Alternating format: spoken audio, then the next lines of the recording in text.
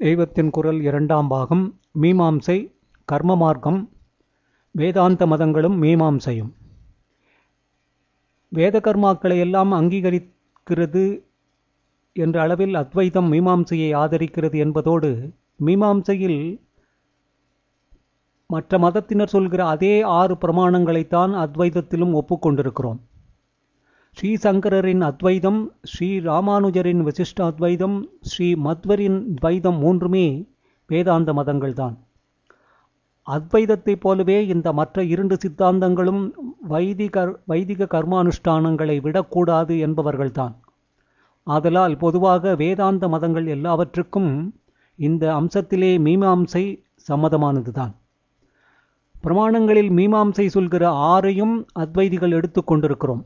விசிஷ்டாத்வைதிகள் இந்த 6இல் பிரத்யக்ஷம், அனுமானம், சப்தம், வேதம் என்ற 3 பிரமாணங்களை மட்டும் எடுத்துக்கொண்டிருக்கிறார்கள். எப்படியானாலும் இவை மீமாம்சகர்கள் சொன்ன 6இலே இருக்கிற 3 தான். இந்த பிரமாண சமாச்சாரத்தை நியாயம் என்று அடுத்த உபாங்கத்தை பற்றி சொல்லும்போது கொஞ்சம் விரிவாக சொல்கிறேன். மொத்தத்தில் மீமாம்சையை அடியோடு நிராகரணம் பண்ணாமல் அதை வைத்துக்கொண்டு அப்புறமே அதை கடந்து மேலே பக்தியில் துவைதம், விசிஷ்டாத்வைதம், பிறகு ஞானத்திலே அத்வைதம் என்றும் போவதற்கு நமக்கு முக்கியமாக இருக்கப்பட்ட 3 வேதாந்த மதாச்சாரியர்களும் வழி பண்ணியிருக்கிறார்கள். கர்மாவே எல்லாம் என்பதால் மீமாம்சையை கர்ம மார்க்கம் என்பார்கள். ஆனால் கர்ம, பக்தி, ஞான மார்க்கங்கள் என்று நாம் வேதாந்த மதத்தில் சொல்கிற அர்த்தத்தில் இது கர்ம மார்க்கம் இல்லை. வேதாந்த மதத்தில் கர்மாவை கர்மாவுக்காகவே பண்ணி அதுவே முடிந்த முடிவு அளவு என்று வைக்கவில்லை. கர்ம பலனை நினைக்காமல் நிஷ்காமியமாக கர்மம் என்பதாக அந்த பலனை ஈஸ்வரார்ப்பணம் செய்ய வேண்டும் என்பதே வேதாந்தப்படி கர்ம மார்க்கம் அல்லது கர்மயோகம். முக்கியமாக கீதையில் பகவான் இதைத்தான் சொல்லியிருக்கிறார். மீமாம்சகர்களின் கர்ம மார்க்கத்திலோ ஈஸ்வர பக்தியே இல்லை. ஆனால் இந்த கர்மாக்களே லோகக்ஷேமம், சமூகத்தின் ஒழுங்கான வாழ்க்கை ஆகியவற்றை தருவதோடு அவற்றை பண்ணுகிற ஜீவனுக்கும் சித்த சுத்தியை தந்து அவனை பக்தியிலும் ஞானத்திலும் ஏற்றிவிடுகிறது என்பதால் மீமாம்சை எதை சாத்தியமாக, அதாவது கோலாக, லட்சியமாக சொல்லிற்றோ அதே கர்மாக்களை சாதனமாக, அதாவது மீன்ஸ் ஆக வேதாந்தத்தில் ஆக்கி கொடுத்திருக்கிறது. பண்டிதர் உலகில் மீமாம்சையின் மதிப்பு. வேத அர்த்த நிர்ணயத்தில் மீமாம்சை செய்கிற பெரிய உபகாரத்தினால் அதனுடைய கர்ம கொள்கையை ஆட்சேபிப்பவர் உள்பட எல்லா பண்டிதர்களும் வித்வான்களும் இந்த சாஸ்திரத்தை அபியசித்தும் தாங்களே இதில் புது புஸ்தகங்கள் எழுதியும் வந்திருக்கிறார்கள். தேர்ந்த வேதாந்தியான மன்னார்குடி ராஜு சாஸ்திரிகள், பெயரை சொல்லாமல் மன்னார்குடி பெரியவாள் என்றே அவரை சொல்வது வழக்கம். திருவிசநல்லூர் வெங்கட சுப்பா சாஸ்திரிகள், அதே ஊரைச் சேர்ந்த நீலமேக சாஸ்திரிகள், ராயம்பேட்டை கிருஷ்ணமாச்சாரியார், கிருஷ்ணததாச்சாரியார், மண்டகுளத்தூர் சின்னசுவாமி சாஸ்திரிகள் முதலான பண்டித சிம்மங்கள் மீமாம்சையில் நிரம்ப ஈடுபாடு காட்டியிருக்கிறார்கள். இதிலே ஒரு வேடிக்கை, வேங்கட சுப்பர் சாஸ்திரிகளும் நீலமேக சாஸ்திரிகளுக்கும் குருவாக இருந்த திருவிசநல்லூர் ராமசுப்ப சாஸ்திரிகள் யாக கர்மாக்களை பலமாக கண்டனம் பண்ணியவர். மீமாம்சகர்களுக்கு முக்கியமான ஸ்ரௌத கர்மாவை அவர் ஆட்சேபித்த போதிலும் தியரியில் மீமாம்ச சாஸ்திரத்தின் உயர்வை பார்த்து அதை நன்றாக அபியாசம் பண்ணி மீமாம்சையிலே ஒரு அத்தாரிட்டியாக இருந்தார். மயிலாப்பூரில் உள்ள சம்ஸ்கிருத காலேஜ் ஏற்பட்ட பிறகு இதில் பிரின்சிபாலாகவும் வாத்தியார்களாகவும் இருந்திருக்கிற பல பேர் நல்ல மீமாம்ச பண்டிதர்களாக இருந்து கொண்டிருப்பதால் இந்த சாஸ்திரம் தற்போது விருத்தியாகி வருகிறது. தெய்வத்தின் குரல். அடுத்தது நியாயம், யுக்தி சாஸ்திரம். அனுமானம் முக்கியமான பிரமாணம். நியாய சாஸ்திரம் தர்க்க சாஸ்திரம் என்றும் வழங்கும். இது கௌதம மகரிஷியால் செய்யப்பட்டது. இதன் முக்கிய உத்தேசம் இந்த உலகத்துக்கெல்லாம் கர்த்தா பரமேஸ்வரன் என்பதை யுக்திகளை கொண்டு தீர்மானிப்பதுதான். அது அனுமானத்தால் ஈஸ்வரனை சாதித்து கொடுக்கிறது. ஆகவே அது யுக்தி பிரதானமான சாஸ்திரம். யுக்தி அவசியம் வேண்டும். வேதம் ஒரு விஷயத்தை சொல்லுகிறது, அதனுடைய அர்த்தத்தை மீமாம்சை நிர்ணயிக்கிறது. நாம் வேதத்தை நம்புகிறோம், நம்பினாலும் மனசு சந்தேகப்படும். ஆகையினால் அந்த சந்தேகத்தை நிவர்த்தி பண்ணுவதற்கு வேதம் சொன்னதை பலவித யுக்திகளை கொண்டு தீர்மானப்படுத்தினால் அந்த தீர்மானம் திருடமாயிருக்கும். பந்தக்கால் நடும் பொழுது அதை ஆட்டி அசைத்து பார்த்து வைத்தால்தான் உறுதியாக நிற்கும். அம்மாதிரி யுக்தியால் நன்றாக ஆட்டி உண்மைகளை உறுதிப்படுத்த வேண்டும்.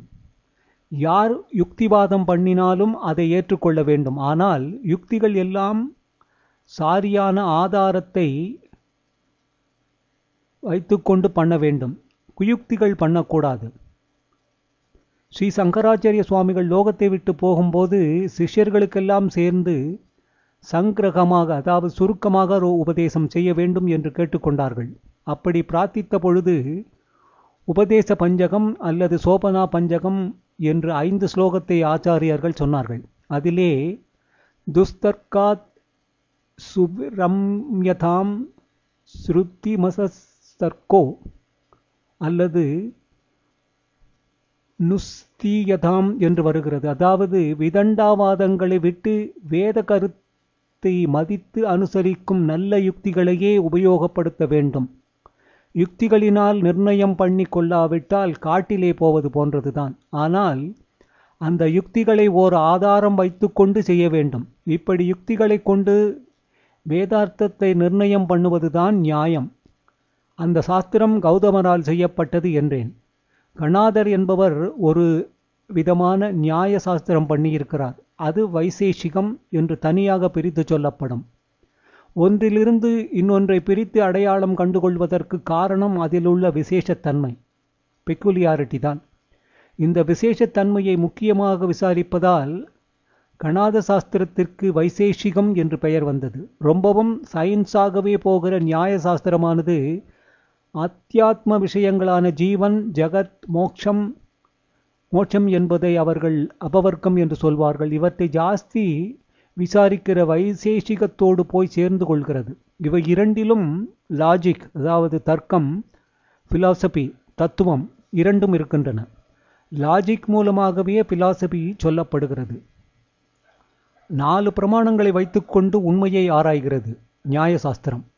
அவை பிரத்யக்ஷம், அனுமானம், உபமானம், சப்தம் என்பவை. பிரத்யட்சமாக கண்ணால் பார்ப்பது, காதால் கேட்பது முதலியனதான் முதலில் சொன்ன பிரத்யக்ஷ பிரமாணம். அடுத்து வருகிற அனுமானம் என்கிற பிரமாணம்தான் நியாயத்துக்கு ரொம்பவும் முக்கியமானது. அனுமானம் என்பது என்ன?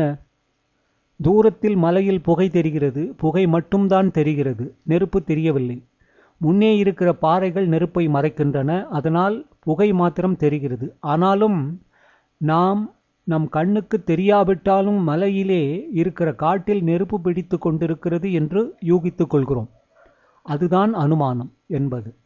இங்கே நெருப்புக்கு சாத்தியம் என்றும் அதை நாம் அனுமானிப்பதற்கு அடையாளம் இருக்கிற புகை சாதனம், லிங்கம், ஹேது என்று பெயர். இப்போது நாம் அனுசரிக்கிற மதமான வேதாந்தத்தின்படி குருவிடமிருந்து சிரவணம் என்பதாக உபதேசம் பெற்ற பின் அதை மனனம் பண்ண வேண்டும்.